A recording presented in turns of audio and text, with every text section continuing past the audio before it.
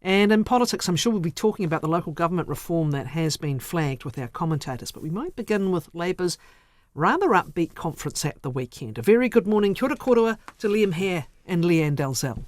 Kia ora. Tēnā kōrua. Liam is a Palmerston North lawyer, political commentator and a member of the National Party. Lianne Dalziel is a life member of the Labour Party and a former MP and Cabinet Minister. She ran as an independent for Christchurch Mayoralty in 2013 and was the city's mayor for 3 terms. She's now a regular columnist for newsroom.co.nz. OK, let's start with the Labour Party conference. They had reasons to be upbeat, Lianne. What did you take of the way the conference ran, the way it used this opportunity of spotlight? Well, I think that the Labour Party will be very pleased with the conference and the response that it's had. It's all been very upbeat and very positive. I've spoken to 2 or 3 people who've been at the conference over the weekend, and they felt that it was very exciting, very stimulating, and that there was a real buzz, a real energy in the room that they hadn't felt for some time. And so a generally positive conference and a reaction to it. Liam? Yeah, I mean, I think it indicates, this isn't the United States. The major party conventions or conferences aren't these huge political events. But when the vibe is positive and the tone is positive, even when the sort of the vision is sort of quite moderated, it does show that the party itself considers that it's in with a sniff, which is, again, extraordinary given its first term in opposition.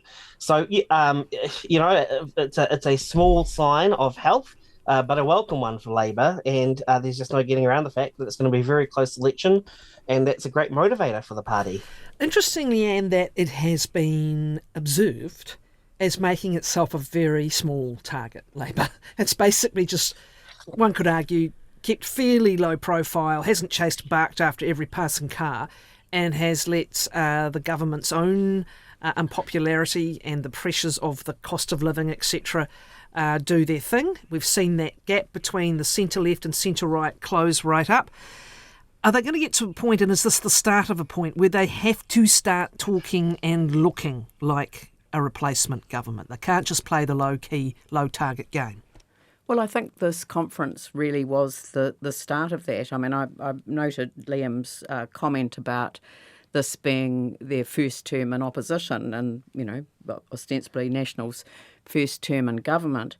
But I went back and sort of reflected on the time that I got elected to Parliament in 1990, where National won 48% of the vote and 67% of the seats. That was the reality of first past the post. The 1993 election, and we were decimated in 1990. In 1993, National won 35% of the vote, Labour won 34% of the vote, the Alliance won 18%, and New Zealand First won 8%. Now, under MMP, that would have been a change of government after one term. And actually, if you reflect back to 1978, Muldoon would have lost the election in 1978 after one term. I think Labour's starting to realise that this is possible, and National, I think, is starting to realise that this is possible as well. What will it take, Liam, to build not only the centre-left bloc, but to sort of cement where some of the polls are starting to place Labour? They have the issues that Hipkins is very much of the pandemic government, and there wasn't a lot from the reporting I've seen. There wasn't a lot of evidence of the leaders of that government or the presence of them even at the conference. So, like most of the country, they're possibly wanting to put that in the rearview mirror.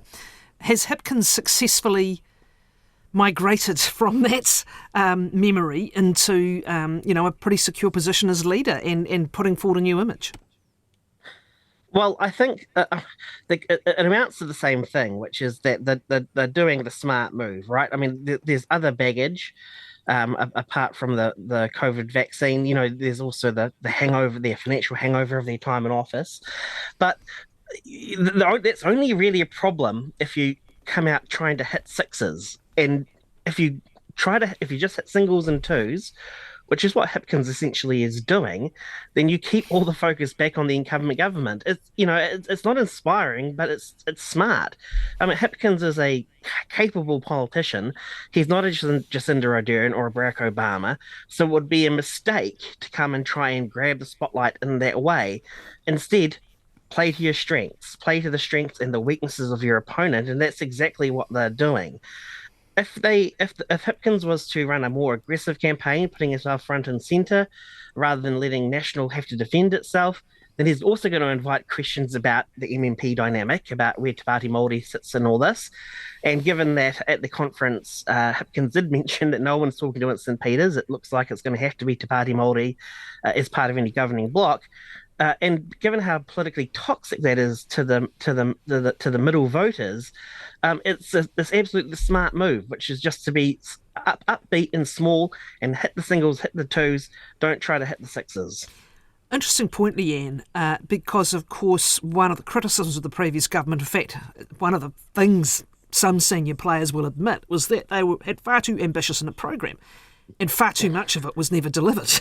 And so is Liam's point right? There's an acceptance, and will there be an acceptance within the party to have a simpler, more focused manifesto? I think that makes considerable sense. I mean, again, I go back to the 1990 to 1993 election campaign. Between 1990 and 1993, we ran a Labour listens, Labour learns, Labour leads approach, which enabled us to really reflect again on what people were saying, what they said about our previous time in office, what we had learned from that, and also learned from overseas, other jurisdictions as well.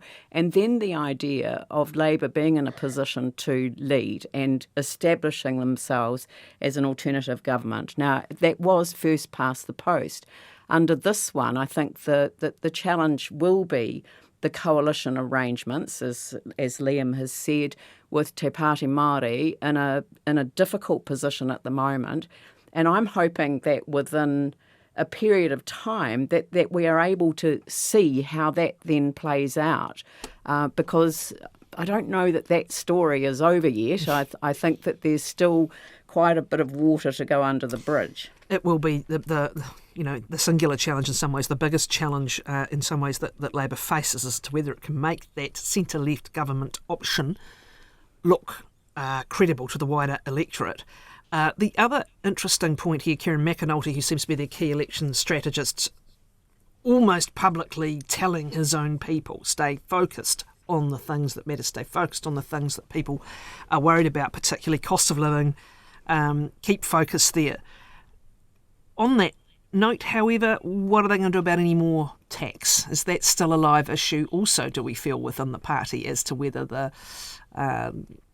capital gains tax on second housing is the extent of it, or are they going to have to, and especially in any credible financial plan, have to dig deeper, Lianne?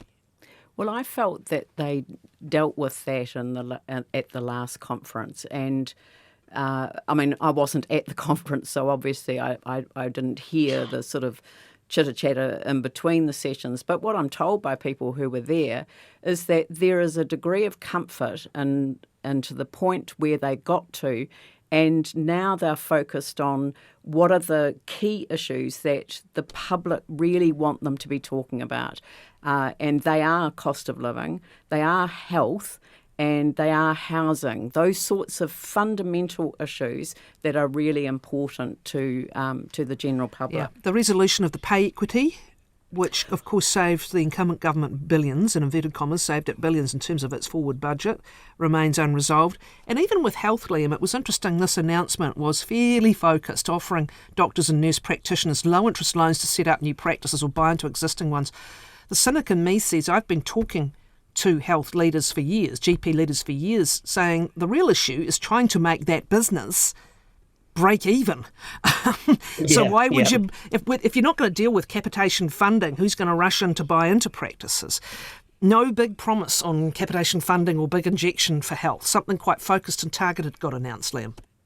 Yeah, well, I think it's a template of how it's going to go, right? And it's the same for taxation. So the Labor's swung between two. They've tried two approaches that have both failed. So they've tried the approach of being really detailed in their tax policies and their policies, and then having the costs thrown at them, or having them being attacked over the details where it doesn't work. That didn't work in around that sort of 2011, 2014 era. And then in 2017-20, they tried the approach of actually just making big promises but being very, very vague on how they were going to deliver it, and kicking that off to, one of, innumerable working groups. And that didn't work because, of course, while that was happening, you ceded all the ground to your opponents to be able to speculate on what you were going to do. And then, so what we've got now, which I think is the approach that is the correct approach to take politically, and probably the better one to be able to deliver on, is to actually, just targeted approaches, continuous improvement, make things a little bit better each time, or promise to anyway. Whether or not it does or not, that's another question. But promise to make things a little bit better. If Labour wins this election, it's going to kind of be winning by default, right? And a win by default is still a win. Just before we come, I want to spend plenty of time on local government reforms. But just before we come to that, I just want to get your take on the sort of could have, might have been a little bit of, had it gathered momentum, coup talk. Interesting, those who are closest to sources, some taking it a bit more seriously than others in terms of there at least having been a sounding out of sorts. And a very interesting observation from Andrea Vance at the weekend, of course, that the Finance Minister, Nicola Willis, was standing right beside the Prime Minister when he made his well-received speech in Upper Hutt last Sunday before last. What's your take on it, Liam? Was it a fishing expedition that could have gathered steam? Does this put it to bed or not? How are you reading what happened the last couple of weeks and the sort of fever that kicked up mid last week? Yeah, I mean, I think it's going to put it to bed for this cycle, certainly. But look, here's the thing. It would be completely idiotic. It would be political suicide to do it. It would just be incredible. But that doesn't mean it's not going to happen. And of all those MPs in the National Party caucus, I can guarantee you one thing. Each and every one of them believes that they have what it takes to be the Prime Minister. And if the conditions are right, that they could take their shot. And they also have extreme anxiety about missing their shot as time goes on. That's all of them. Now, if they're foolish enough to have a go at it, then what they're going to do is end up hurting themselves. That's true of all parties and all leaderships. Christopher Luxon has some real challenges, and he's got difficulties in terms of very tight polling environment. But it's not like he's Keir Starmer, or even Donald Trump. Like the government's got every good chance of being re-elected. So it was I would say is that what this shows is that personal ambition is never suppressed, even when it's actually in your long-term interest to cool it and to wait longer and to be a team player. I think that the fact is that it was if whatever happened was snuffed out at a very early stage as a sign of strength internally, at least. And I'd be very surprised if we have anything further between now and the election. It may also indicate some of those strategic decisions, personal strategic decisions that you were referring to, were made by some. Were they saved from themselves, do you think, potentially last week, by it not gathering further momentum, Lianne? Well, I suspect it may not be completely over. People who know Chris Bishop very well will know that he's not one to give up on anything that's within his line of sight. So I suspect that it may not be over. But leaving all that aside, I think that the challenge that Christopher Luxon has is the reality of the coalition agreement, which is extremely detailed with two parties, where he's really ceded the narrative to ACT and New Zealand First on key strategic issues, and some of them strategic only for those individual parties for the sake of the next election campaign. So I think that he's made a major misstep right at the very beginning of his prime ministerial role, and I think he has conceded far too much in those two documents, and he's going to be playing catch up and whether ever it does actually catch up, that's yet to be seen. All right. The economy, of course, we're yet to see what transpires and how quickly and how significantly in 2026. A lot is going to be riding on that. To the proposed changes, beginning with regional councillors going and some kind of new committee of mayors taking over the governance role of regional councils. But what's sitting in behind that, Lianne, is a much bigger restructuring, reorganisation of local government coming down the track. Really interested in your interpretation of what's proposed. Well, it does seem that when you read the discussion document, which is actually an embarrassment, really. It's just got such silly stuff contained within it. But it does say right at the very start, the real change comes with the regional reorganisation plans. So this is a step towards an objective, which is to have local governments amalgamate on a unitary basis, and whether that is a couple of unitary authorities within a region or one for the whole region, as it was in Auckland when Auckland was created as a unitary council. Somebody said to me that the way that they looked at the Auckland reorganisation was that you ended up losing the regional council and losing the local. So you lost both. There was no regional and no local. And when you look at what happened with the Auckland anniversary weekend floods, the individual councils that would have prepared for those because they knew where the problem areas were, they'd lost their muscle memory. That they'd gone, and because the local authorities that were used to dealing with the rivers that flooded and various other things, they ended up suffering a far greater amount of damage than would otherwise have been the case. And that's what worries me. I'd rather that we actually sat down and had a conversation about what the different arms of government should do. Central government, local government, and is there a case for regional government in between? I mean, pest control, do you really want to do that on a local basis, or do you want to do that on a regional basis, or is it something that needs to be more nationally focused? I don't know. I think form follows function, and that is the failure of this proposal. How are you reading it, Liam? Well, three things. First of all, I have to disclose up front that I do quite a bit of sort of commercial legal work for various local government bodies, and so I got an interest in them continuing to exist. But quite apart from all that, look, I'm also a localism guy, as a lot of conservatives are, right? And so I really endorse everything that Lianne just said. So I'm sorry not to bring more contention into it, but. What this has been proposed is really, it's a centralisation. No matter how much they protest that it isn't, you are dragging more authority upwards and having less underneath. You're making it less democratic. And I totally get that people don't know who the regional councils are, but it's a choice that they have that will be removed from them by sort of making it into a sort of a delegated body. There's always, I think we should always have it on the table that we need to discuss how local government is and whether or not we have too much or not enough. But in 1988, we had 850 local authorities in New Zealand. We now have a tenth of that. Now, 850, that's way too much for a country that at the time would have had barely 3 million people. But 78, there's 78 different concerns around the country. Yeah, I think that there are.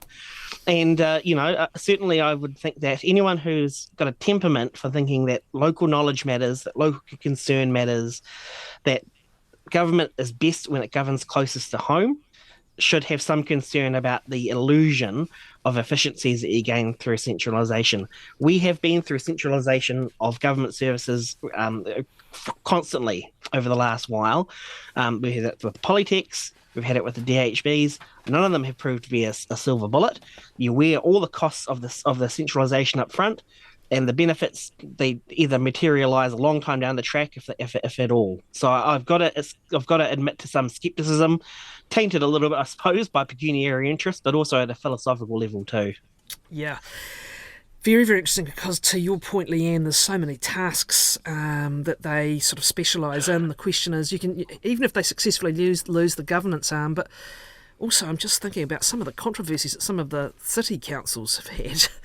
And do you really want to give more responsibility and more power to them? There's also conflict of interest issues, but sometimes where they're going to have to be the guardians of themselves. Although this is coinciding with the current government's substantial RMA reforms, I understand we might be seeing the full shape of that legislation before the end of the year as well.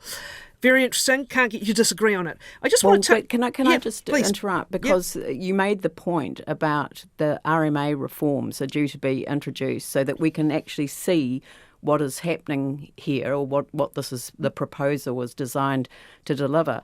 This goes to my point about form follows function. Why on earth can't we see what the different roles are before we are asked to offer an opinion as to how things might change in the future? So I'm not against change.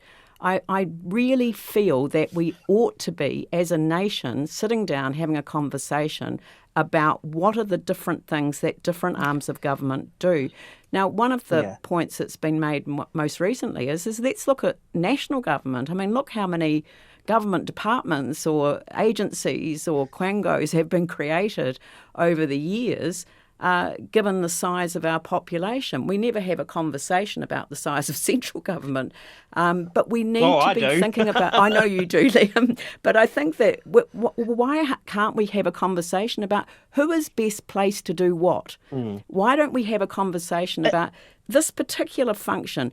Who is the best placed organisation to do this? Is it local? Is it a regional thing? And do we then agglomerate the local in order to deliver regionally through a shared services arrangement? I don't mind having that conversation, but please, let's have that conversation. To be fair, Lianne, there's plenty of water to go under the bridge. At this stage we have a concept, and there's going to be a lot to do. And I hope that, through your columns and things like that, that you contribute all of the insights that you've just shared. It's the worst thing we could do would be for people not to engage and bring their experience and expertise to actually stop people from making foolish mistakes or not realising the implications of what they're doing.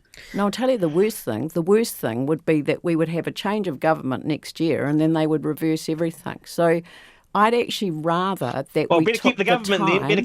Better keep national No, office. I'm not saying that. I'm saying that it's the ins and outs of governments coming in, repealing everything, another government coming in, repealing everything.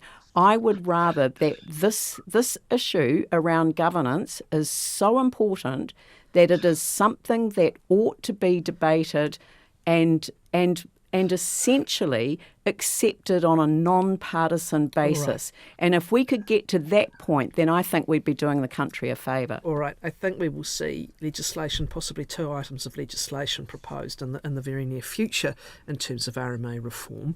So certainly there will be room for that conversation to continue. Speaking of bipartisanship, are we sneaking ever so closer to it on at least one part of our retirement savings? Gosh, I remember way back at the start of what was then the Cullen Fund, Liam here, no way was National wanting it. I remember having pointed out to me that the $600 million that the government had borrowed in one particular year was exactly the amount that it had put into the super fund.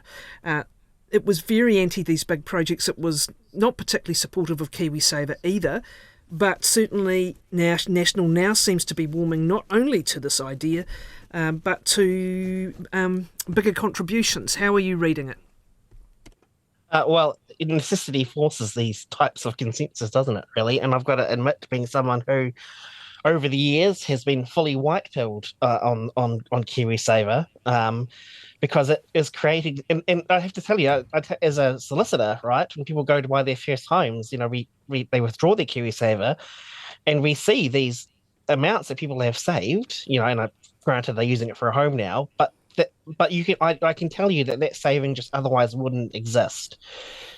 we have a looming affordability problem with retirement, and the sooner that we actually start to have a strong consensus on increasing the role of KiwiSaver is going to save us. For my own retirement planning, I am expecting to get very little apart from my own KiwiSaver, and I think most millennials sort of feel the same way. And the actual reform of entitlement is going to either be something that is way in the future when it's too late, too little, too late, but it's too politically toxic is to do KiwiSaver now. So I've got to say I'm on board with it. I think that the problems with the policy that's announced is that it's coming at a time at a cost of living crisis when it's going to take money out of people's pockets. But it's better to do the reform at the wrong time than to never do it at all. I mean, so the I'm comparison with Australia is interesting. There are much bigger tax breaks for employers there. The employer makes the entire contribution, I think, but there's a trade-off in terms of taxes. There's a lot of changes. And of course, there is means testing of Australian super. Lianne, Dalziel, is there any prospect that the two biggest parties indeed will seriously come together on some wider super affordability changes, or are we still sort of singing in the wind on that one? What do you think? Well, when you would look at the history of national super or New Zealand superannuation, I don't think that is going to be an easy topic for either party to... Well, New Zealand first would be putting the stopper in the jar, probably on either side, right? That's true. And I think the other issue that often gets left out of this conversation is what about the impact on women? So women in our economy, there is such a thing as a gender pay gap, still exists. Periods of absence from the paid workforce, having children.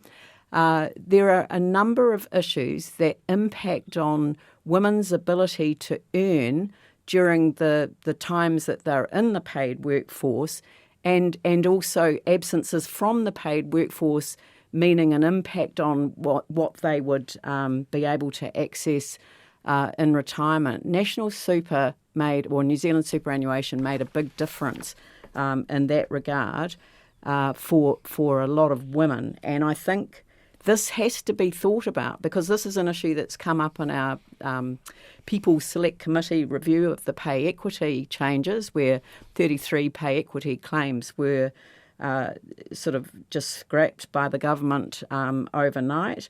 And this has they all relate to how women are going to be in a position to support themselves in retirement. Māori are the others who say that we should certainly not be waiting any longer for our super, again because of other health statistics, dying younger, having access to national super for less as well, and one of the most regrettable kind of health inequities that we have. Interesting conversation, so I appreciate your time, both of you. Lianne, Dalziel and Liam Hehir.